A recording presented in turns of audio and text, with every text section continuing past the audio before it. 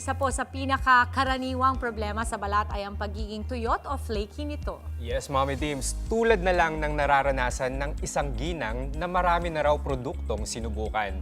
Mga kapatid, panoorin po natin to. Madalas naman daw gumamit ng lotion ang 44 years old na si Lizelle, pero tuwing mainit ang panahon, lumalabas ang problema niya sa balat. Dok, ano pong gagawin ko po kasi magmula po kasi yung tag-init, nagdadry yung balat ko eh. Pag naglo-lotion naman po ako, nawawala naman po, pero bumabalik din siya. Ano po ba dapat ko pong gawin?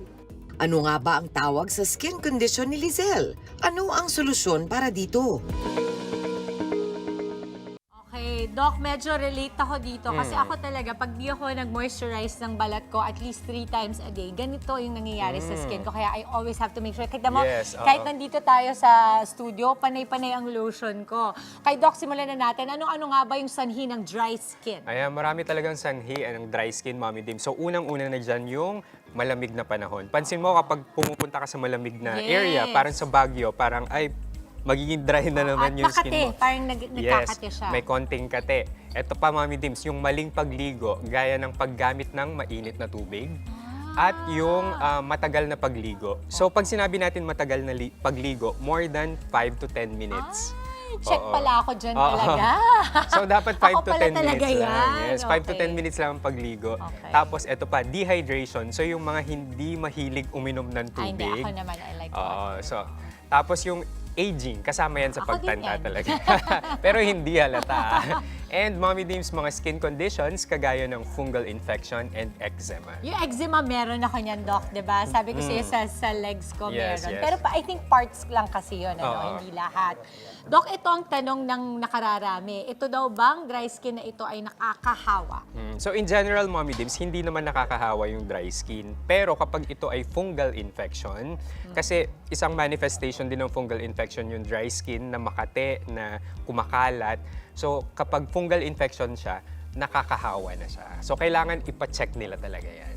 Oo. May kamukha ba itong ibang condition daw, Doc? At paano ito naiiba? Yeah, maraming look-alikes ang skin Similar, condition. Yes, oo. similarities. Pero yung characteristics muna, Mommy Dims, ng dry skin in general, so ito yung fine and powdery flakes, Okay. hindi siya masyadong mapula and hindi rin makate. Kung may katiman, parang Konti konti lang. lang. Oo. Tapos yung mga kamukha nito, Mommy Dims, yung eczema.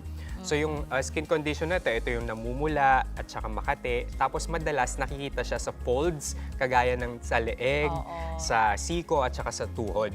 Tapos pwede din dyan, Mommy Dims, yung psoriasis. Okay, we've seen that before. Yes, napag-usapan natin yan dati.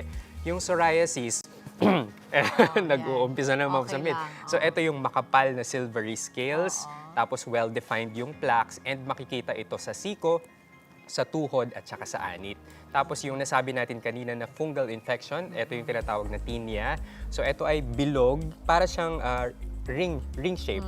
Tapos meron siyang active borders, mas makapal sa gilid, and pwedeng itong kumalat. Oo. Ito na ang katanungan ng ating mga kapatid, Doc. Ano daw ba ang treatment option para dito? Marami rin yan, Mommy Dims. So, napaka-importante, gaya ng sinabi mo kanina, gumamit ng moisturizers. So, titignan nila yung ingredients na ceramide, urea, glycerin.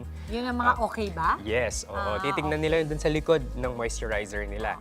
Gumamit din ng gentle cleansers, yung wag masyadong matatapang na ingredients, and iwasang maligo gamit ang mainit na tubig. Paano naman daw to iiwasan, Doc?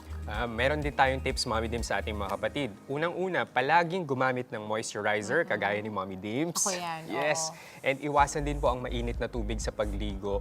Tapos, ilimit lang ng mga 5 to 10 minutes. Huwag na more than 10 minutes kasi nawawala yung natural oil ng balat. katawan. Okay. And yung mga harsh products, iwasan na din yung mga alcohol-based, and uminom ng sapat na tubig araw-araw. Yun, ang ganda ng mga tips mo, Doc. I'm sure marami sa mga kapatid natin ang tila ba may pinagdadaanan pagdating sa dry skin. Doc, maraming salamat. Social media accounts and also our clinic para makapunta sila. Yes, Mommy Dims, Instagram and TikTok, Doc Richard Gadiaza. Clinic po namin Skin Soul, Advanced Dermatology and Medical Aesthetics. Meron po kami sa Mandaluyong, sa Fairview, and sa Cubao. Ayun, maraming salamat, Dr. Richard Gadiaza. Doc, maraming salamat. Mga kapatid, Dimples Romana po, maging maalam at may pakialam sa mga napapanahong issue at headlines. Mag-follow na po at subscribe na sa social media pages ng News 5.